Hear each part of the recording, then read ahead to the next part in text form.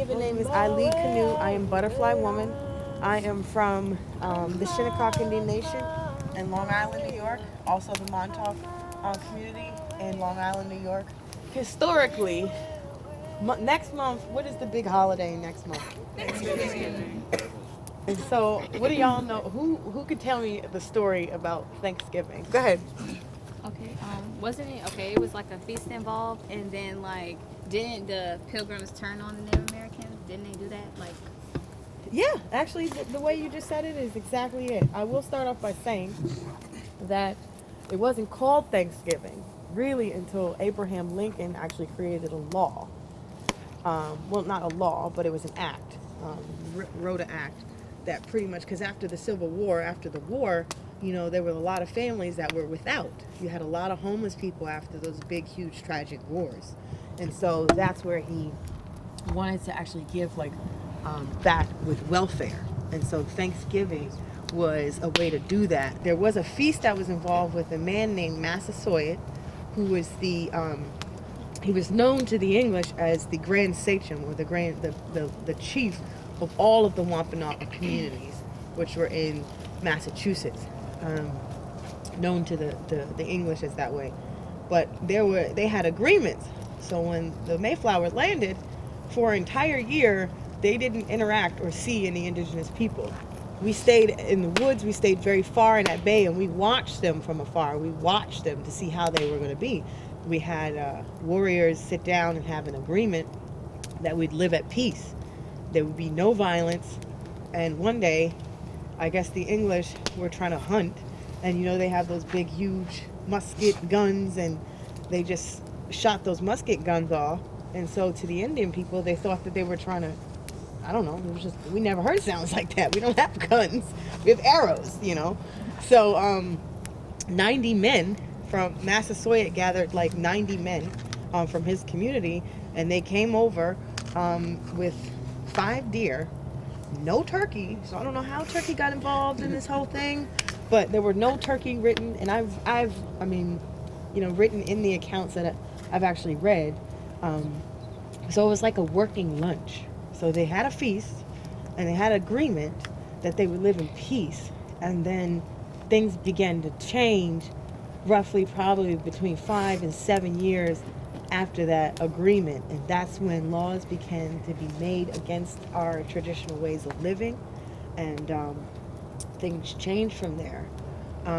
Now, our president, one of our presidents, George Bush, he kind of he didn't rescind the law. He kind of amended and enhanced the act that Abraham Lincoln did. So he kind of still took the same thing that Abraham Lincoln did, which was a very good thing. I mean, you have a whole country that was without and that was in distress, and to have a day of observance to give thanks for those that have fought is a beautiful thing, you know, for our country.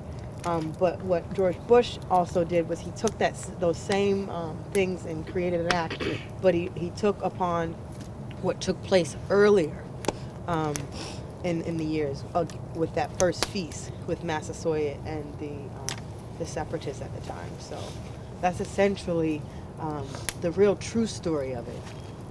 But there were no turkey though. It was only deer.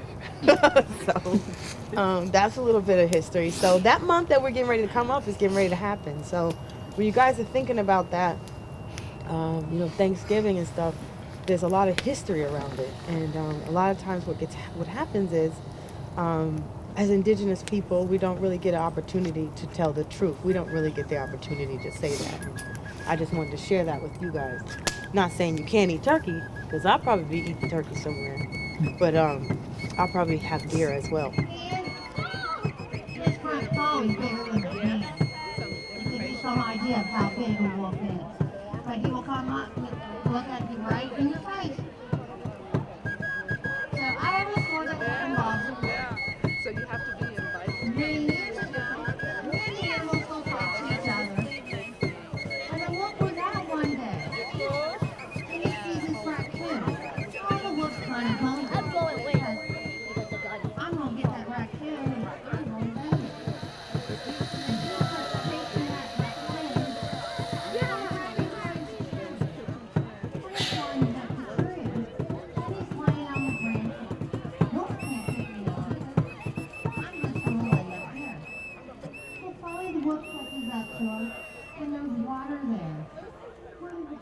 This whistle has the sound of eagle.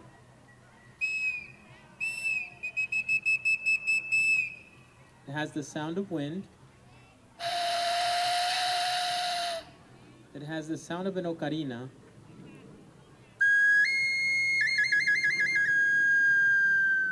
And my favorite thing, and I think the crowd favorite, is the bird sounds we can create.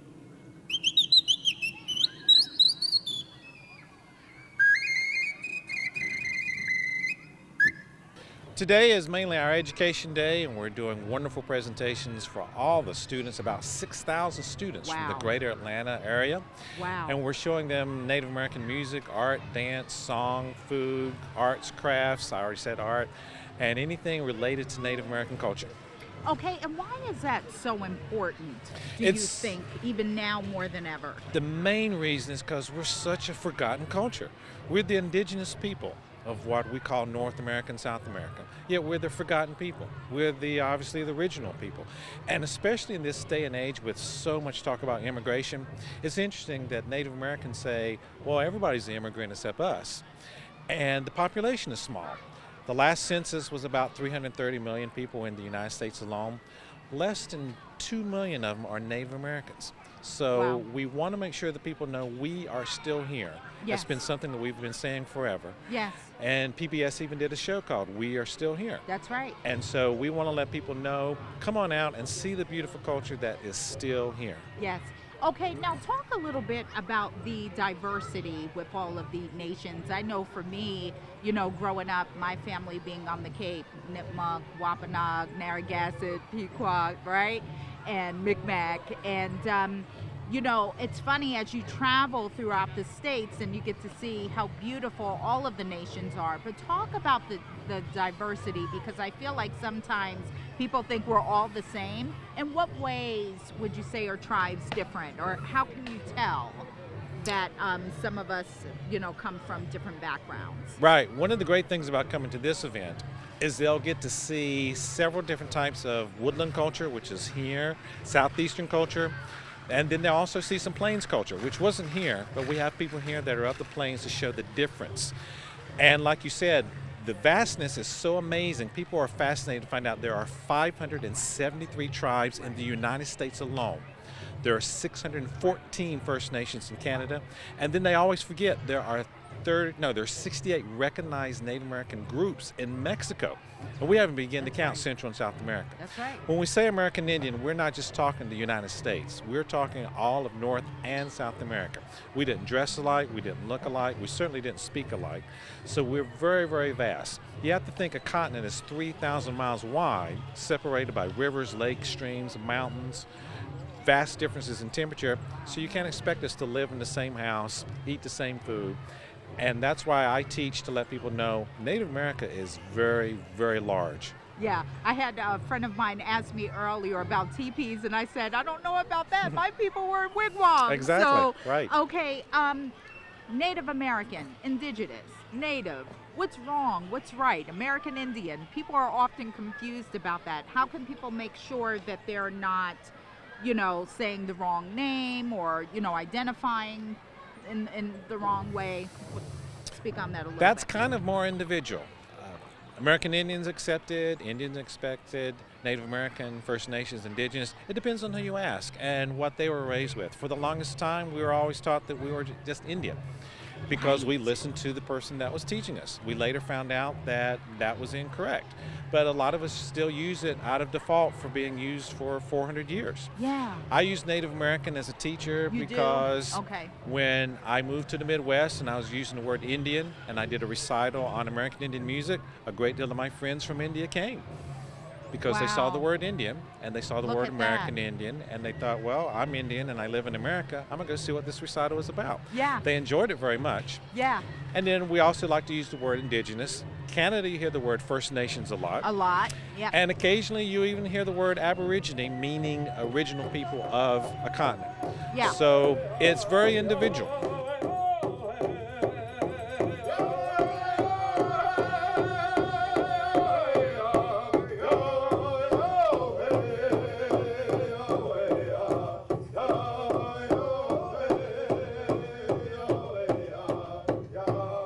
I get questions all the time about do Indians still exist? And yes, we are everywhere all the time. You may not realize it when we're out of our what we call regalia, but we still do go to jobs every day, drive cars, and go home and pay bills just like everyone else.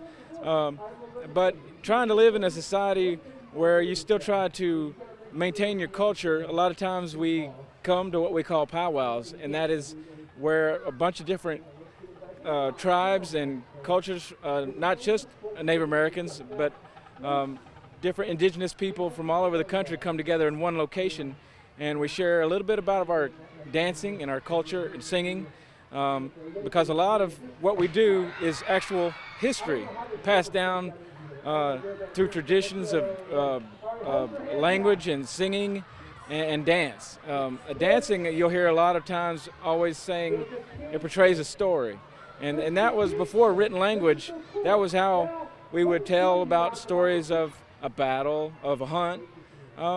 Just a lot of different things, which also in our regalia, things mean certain things, like this breastplate. This is made out of bones, and this was old day armor. Much like a knight would wear metal, they used what they had. And this was what we had. We had bones. We used bones of different animals like buffalo and deer, but these will actually deflect arrows and just light weaponry. And we also have different things like a roach. And a lot of things, this is actually made out of the guard hairs of a porcupine. Yeah. And you can see the dyed hairs are called what's deer hair. So a lot of the things we carry and have mean different things. Yes. And like our dances, which was what I do, is called a straight dance. And it is actually a cousin, I guess, of the traditional dance.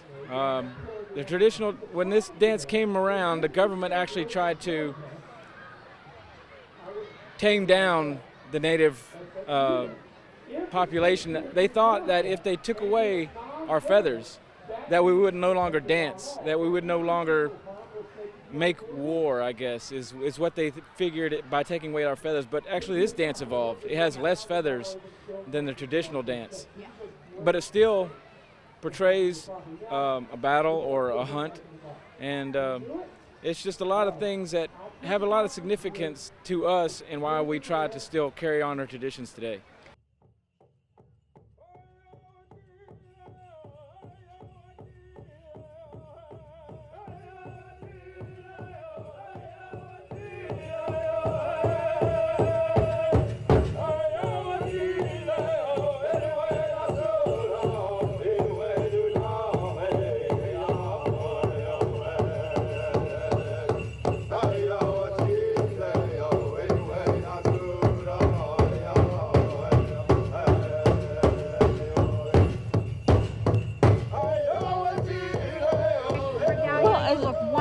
Thank you. Your mocks are beautiful. Of course, I have on my Eastern Woodland from my cousin made ours. Very nice. Those are the pucker toe style of moccasins, which are very nice, and they're also very comfortable. Very comfortable.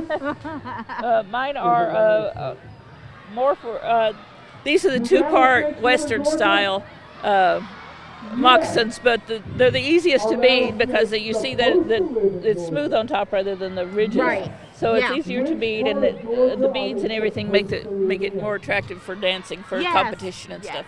Yes. The beaded lizard contains my youngest child's umbilical cord.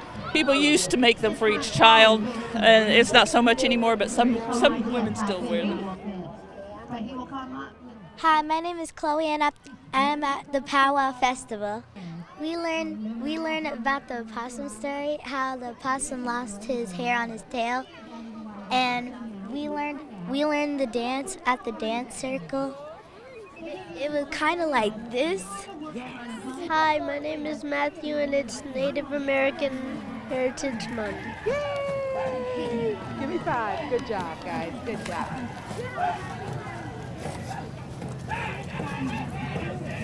Hey!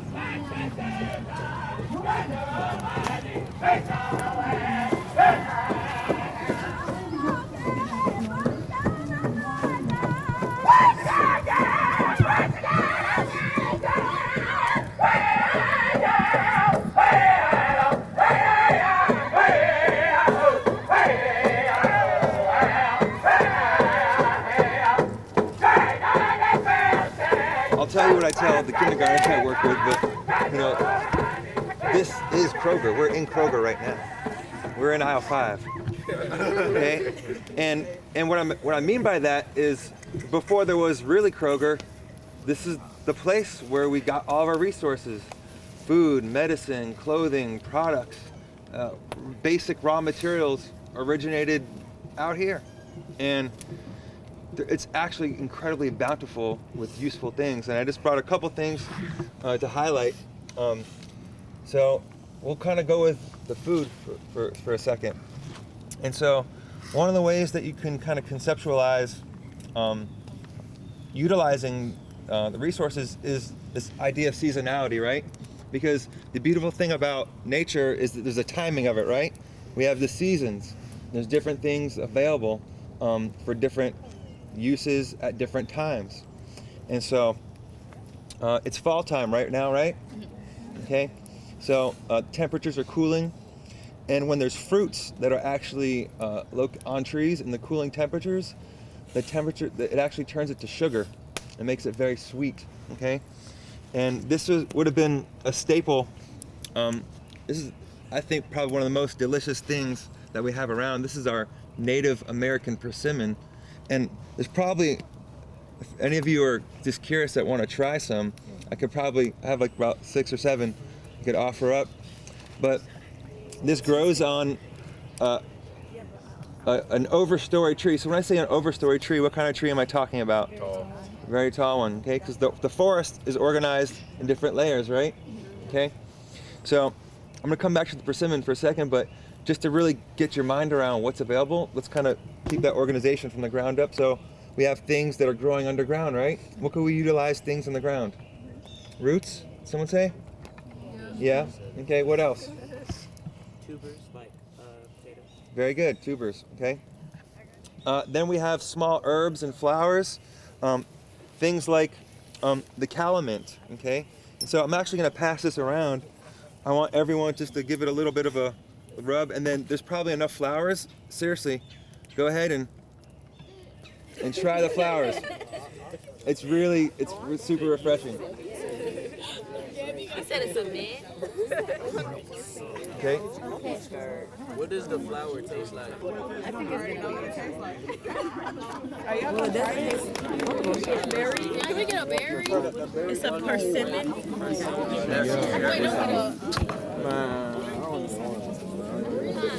Is there a seed? There's seeds. The stuff she told us about what they wear and the stuff that they use, I didn't know I could use that for. She told us about bear oil, how you could rub that. I didn't know, and it was just something that how she took the nature around her and applied it, how her ancestors applied it to themselves. This park has been here, and it's just a blessing to have it so close to my school, and I can just come back here. We don't do it often, but I would like to come back because just learning about the world around us and the people who lived on it is important to get the full history of the United States as a whole, because it's not just about, it's about everybody. And I think everybody should know about everything that came into making this nation what it was, the good and the bad. How y'all doing? My name is Elijah Haynes. I'm in 12th grade and I go to Arabian Mountain High School. I had a great time learning about a culture that isn't mine. And it's just good to know how they ate and thrived off the land that we live on now. And we just, you know what I'm saying, or at least me, I just walk around and don't really know what this is for and how it was utilized, you know, the forest and all. So I'm just happy to see how they lived, you know, a long time ago on the same land that I live on now. Good morning. My name is Brittany Hill. I am an interrelated exceptional education teacher here at Arabian Mountain High School, and I'm so happy that I was able to experience today's lesson with our students. Chenae did an amazing job doing an extension of oral history about the indigenous people here, especially within our community. We learned a lot. I specifically learned a lot, and I look forward to reaching out to her so I can continue this enriching experience. Dasawisa Kampanayu, Mashuna Tuiuskwa. My given name is Eileen Canoe. I'm Butterfly Woman, and I am just really honored to be able to say this in today's 2018, that in the month of November is Native American Heritage Month, and we should celebrate that as all people of this country. And thank you.